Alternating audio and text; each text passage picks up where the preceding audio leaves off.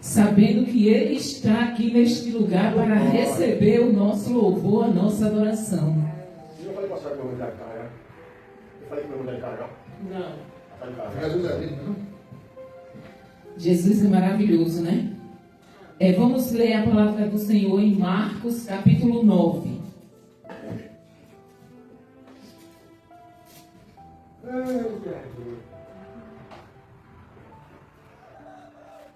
Marcos fica depois de Mateus.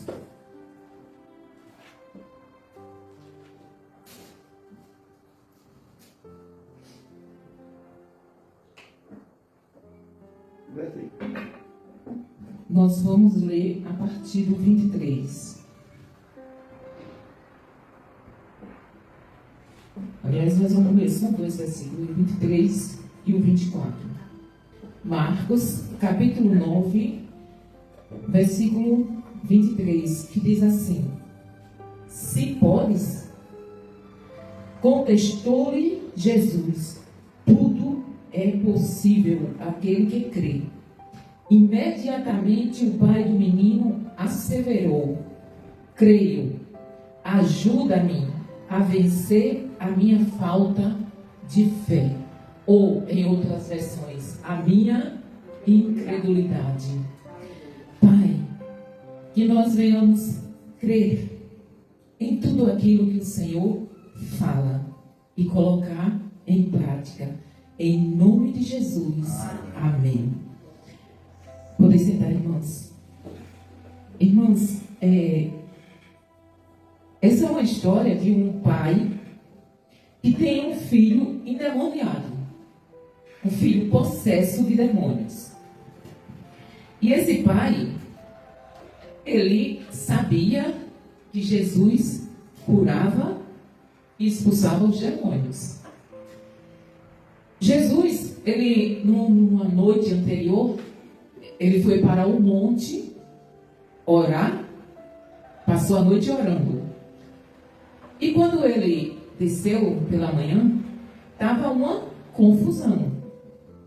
E ele procurou saber que confusão era aquela. O que é que está acontecendo aqui? Que barulho.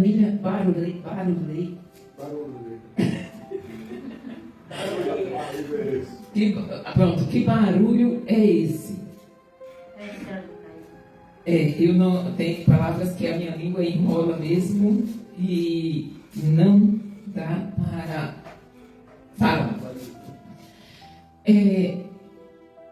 E quando ele soube do que estava acontecendo, o pai da criança disse: Mestre, eu trouxe o meu filho para que os teus discípulos pudessem orar por ele, que ele está endemoniado.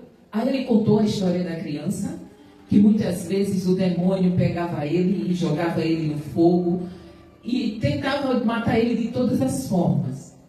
E o pai sofria muito com aquela criança e levou para que os discípulos de Jesus orassem e expulsassem o demônio. Só que os discípulos não conseguiram expulsar o demônio. Aí é quando o homem pergunta a Jesus. Ele diz assim, e logo o trouxe. Assim que o Espírito viu Jesus, no mesmo instante provocou uma confusão no menino. Este caiu no chão e começou a rolar, espumando pela boca. Então Jesus indagou ao pai do menino: há quanto tempo isso lhe está acontecendo? E o pai declarou: desde a infância.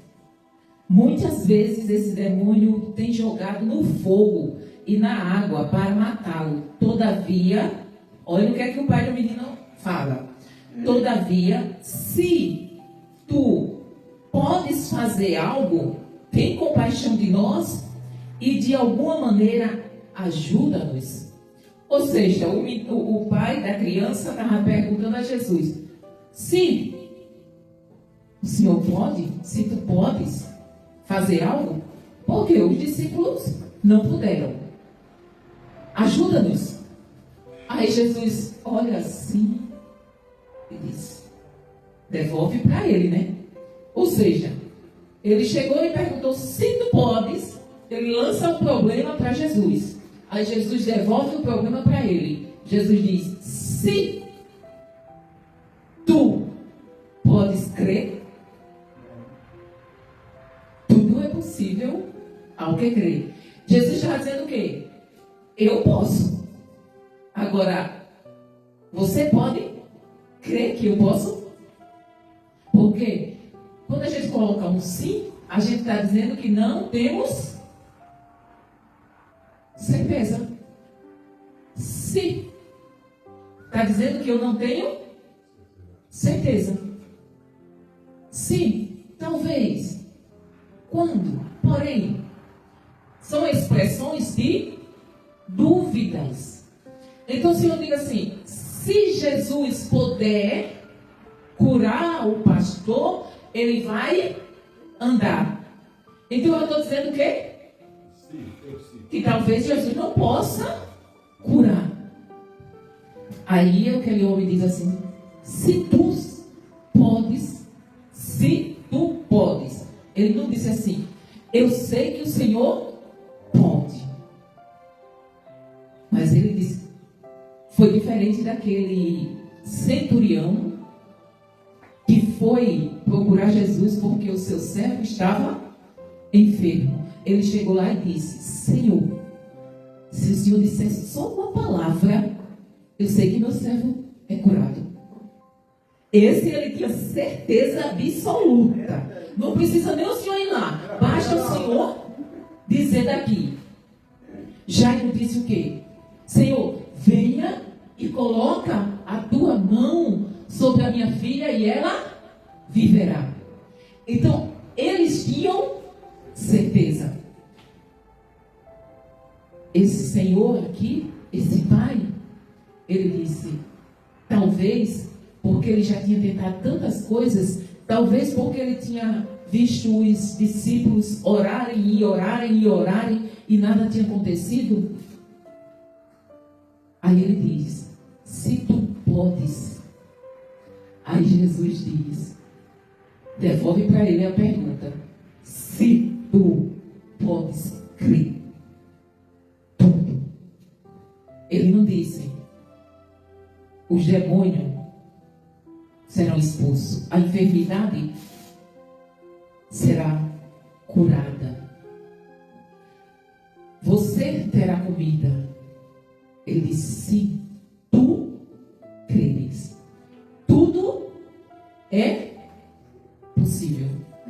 Ele não limitou o que ele pode fazer, porque ele disse, se tu crer, tudo é possível. Aí o homem disse o quê? Ô Senhor, a minha fé está desse tamanho. Eu tenho um pouquinho de fé, mas não é muito. Mas se o Senhor ajudar, aumentar minha fé, eu creio. Muitas vezes nós estamos com a fé 2 dedinhos no copo, a nossa fé está. E nós precisamos pedir para que Jesus encha o nosso corpo de fé. Como esse homem, como esse pai. Ele disse, Senhor, eu creio, mas a minha fé está tão pequena que eu preciso que o Senhor aumente a minha fé. Então ele reconheceu, né, que não tinha fé suficiente para crer que tudo era possível. E quantas vezes nós lemos, sabemos que Deus é o Deus Todo-Poderoso, que Ele tem fé para curar, para libertar, mas a nossa fé está distraída. A gente precisa ter a fé acrescentada. E a fé vem pelo ouvir. E o ouvir a palavra de Deus. Então, quanto mais a gente lê que tudo é possível ao que crê, mais a nossa fé aumenta. Se a gente passar o dia todinho ouvindo, lendo, tudo é possível ao que crê. Não tenhas medo, não temas, Jairo. Crê tão somente.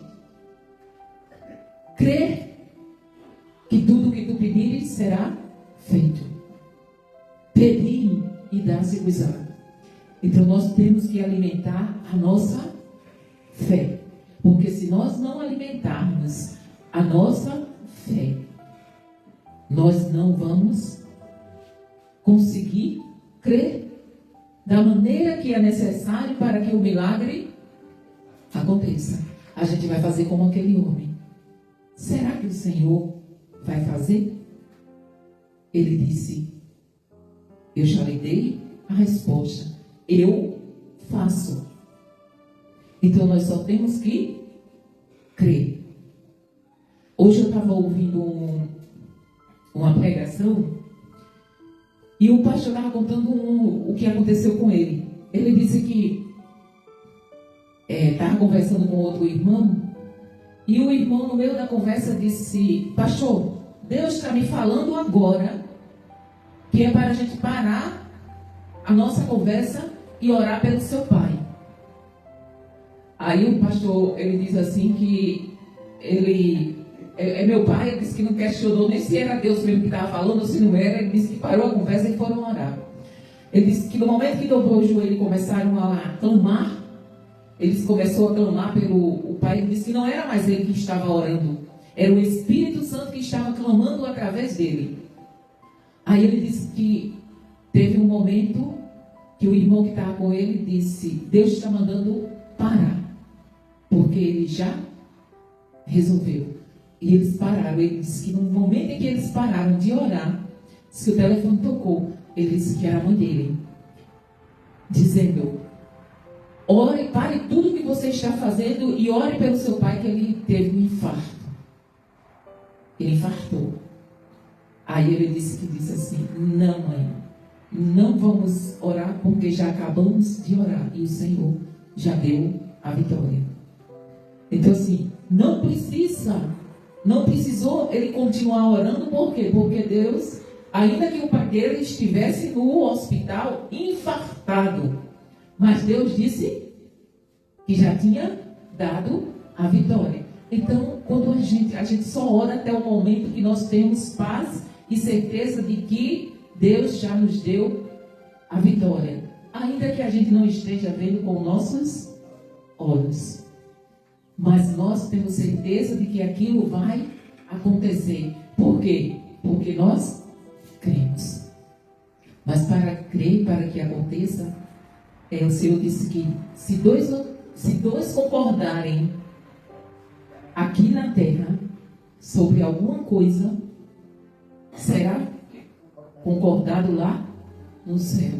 Ou seja, se eu estou enferma e oro em concordância com o pastor, nós oramos, e a nossa motivação é a mesma, tenha certeza que Deus acima é concordado lá no céu.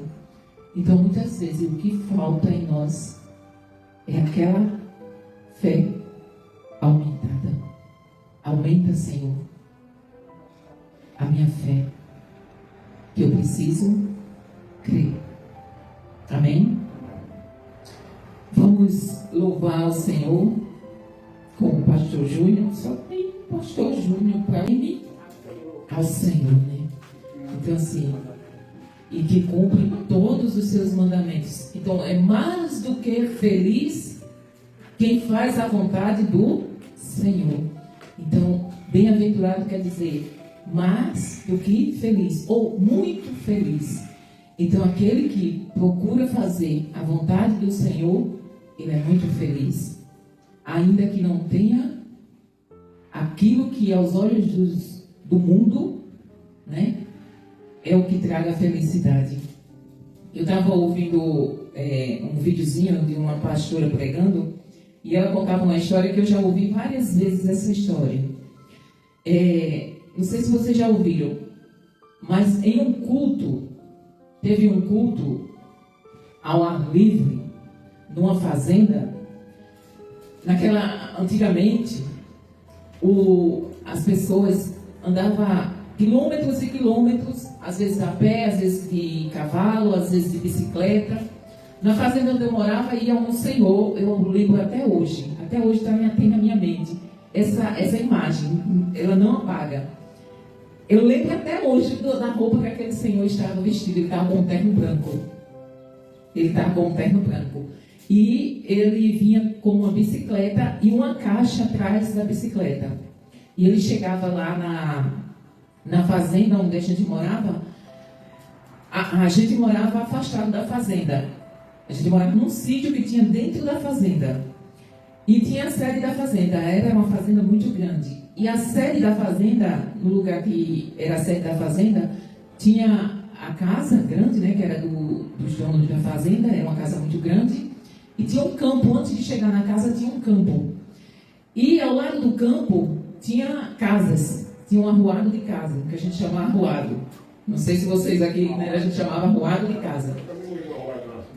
Pronto, então tinha um arruado de casa e tinha um espaço e começava o campo.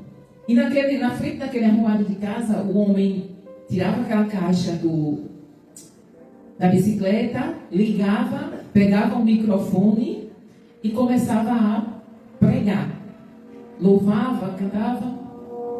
E eu lembro que a minha mãe ia escondida do meu pai, porque o meu pai não deixava. Então naquela época, geralmente fazia isso. E as pessoas se juntavam ali e ele fazia o culto, alguém aceitava Jesus. Isso ficou gravado na minha mente. Eu deveria ter o quê? Eu deveria ter uns 4, 5 anos, mas essa imagem nunca saiu da minha mente. E naquela época se fazia isso. E naquele dia, não foi na onde eu morava não, foi em outro lugar. O irmão foi fazer o culto nessa fazenda e o fazendeiro estava ouvindo também. E o irmão disse que Deus estava dizendo que dentro de 15 dias ia levar o homem mais rico daquele lugar. O homem mais rico daquele lugar. Dentro de 15 dias. E esse fazendeiro tinha vários funcionários, e entre os funcionários que ele tinha um irmãozinho que ele era muito pobre, mas esse irmãozinho era o homem mais feliz que existia na fazenda. E ninguém entendia por que ele era tão feliz. Ele era crente. E depois de 15 dias, o fazendeiro não morreu. Aí o fazendeiro disse, tá vendo? Que aquilo que aqueles crentes falam não é verdade? Cadê que eu morri? Eu sou o homem mais rico, quem morreu foi aquele pobre. Ou seja, quem morreu foi o homem mais rico daquele lugar. Por quê? Porque para Deus a riqueza é quem tem o reino do céu. A riqueza, o Senhor Jesus disse, buscai primeiro o reino dos céus e a sua justiça. O nosso galardão está com Ele. Então, quem é rico é quem tem Jesus. Não é quem tem dinheiro. Quem tem dinheiro pode ser rico com Jesus? Pode sim. O homem mais rico daquela época era Abraão. Jó era rico, Ló era rico, Jacó era rico, Isaac era rico. E todos eram filhos de Deus. Mas você pode ser o homem mais pobre do mundo. Se você tiver Jesus, você é o homem mais rico que existe na face da terra. Porque para Deus a riqueza não é medida pela quantidade de bens que você tem. A riqueza é medida pela intimidade que você tem para com Deus. A entrega que você tem da sua vida para Deus. Então, se tudo que você tem pertence a Deus, e se tudo que eu tenho é a minha vida, e a minha vida é do Senhor, eu sou a pessoa mais rica que pode existir. Né? Tem vários exemplos desse tipo. Eu começo a falar e começo a lembrar de coisas. Tem essa história é real, viu? Um fazendeiro, para ensinar o filho a dar valor ao que ele tinha, ele tirou o final de semana para passar o final de semana na fazenda, só que ele levou o filho para ensinar o filho a dar valor ao que ele tinha. Ele levou o filho para passar o final de semana na casa do caseiro. E chegou lá, o filho não tinha, a casa do caseiro era bem humilde, né? Muito humilde. E aquele fazendeiro, depois do final de semana, ele voltando com o filho, aí ele disse: meu filho, você aprendeu o quê? Você viu a situação? Você aprendeu como é valioso o que nós temos? Ele disse: aprendi, meu pai. Eu aprendi que, apesar de a gente ter uma casa grande, uma casa luxuosa, que não falta tudo, eu aprendi. Aí ele disse o nome do filho do caseiro, que fulano tem muito mais do que eu. Mas como assim? Disse: ele tem no quintal, o quintal dele é o mundo. Aqui a nossa casa é cercada, lá ele é livre para brincar. Eu aprendi, meu pai, que lá ele pode olhar para o céu e olhar as estrelas. É lindo. Quando a gente deita naquela rede para dormir, que a gente olha e vê o céu. Ele tem o telhado dele é o céu. E aqui a gente olha e não vê nada. Não vê a grandeza de Deus. Essa é uma história muito mais profunda. Mas o pai teve uma lição. Ele pretendia ensinar ao filho o valor das riquezas. E ele aprendeu com o filho que o valor que ele dava à riqueza não era nada perto do que o filho viu naquela simplicidade na vida. Ele viu a grandiosidade de Deus, a presença de Deus na vida daquela família simples e humilde, que eles sentavam na mesa, eles oravam antes de comer. Aqui, papai, o senhor senta, a mesa é tão grande que a gente não fica tão distante um do outro. Lá não, lá a gente senta assim, todo mundo no chão, porque ele não tem mesa. A gente senta todo mundo no chão e todo mundo dá as mãos e ora, agradece. E aqui a gente não faz isso. E fulano lá é tão feliz. Eu quero ter aquela vida. Então assim, nós temos que aprender que bem-aventurado, feliz o homem que tem Jesus. Que nós venhamos dar esse valor às coisas de Deus.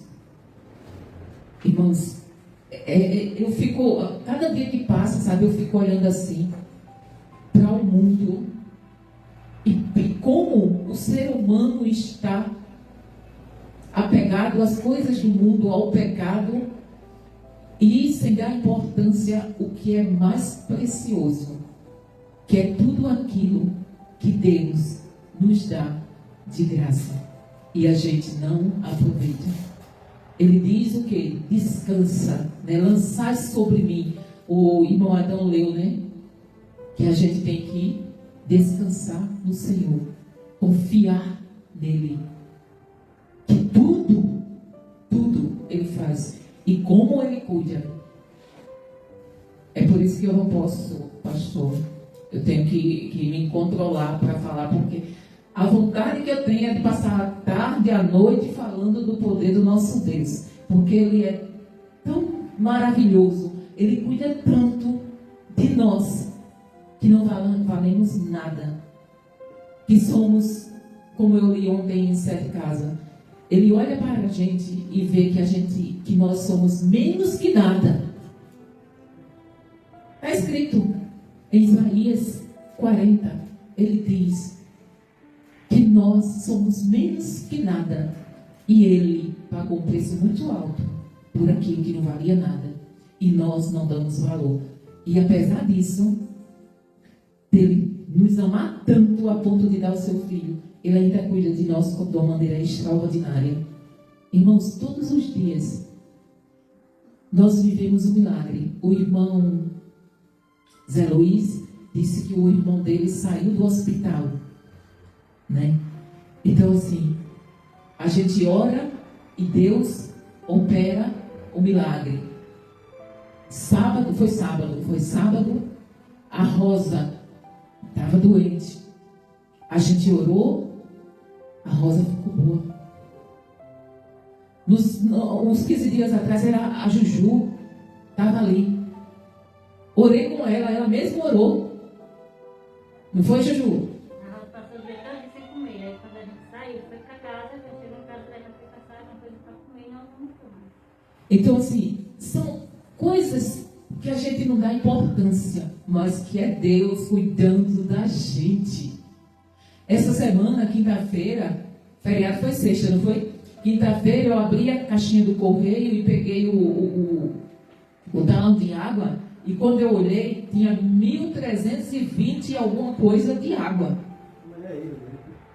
Eu digo, misericórdia, mas já tinha vindo um valor alto que eu fiquei surpresa, mas foi 166, que nunca a gente só paga a taxa, porque só sou eu e ele, a gente não gasta, e falta mais água do que chega, lá falta mais água do que chega, e eu não fiquei preocupada de maneira nenhuma.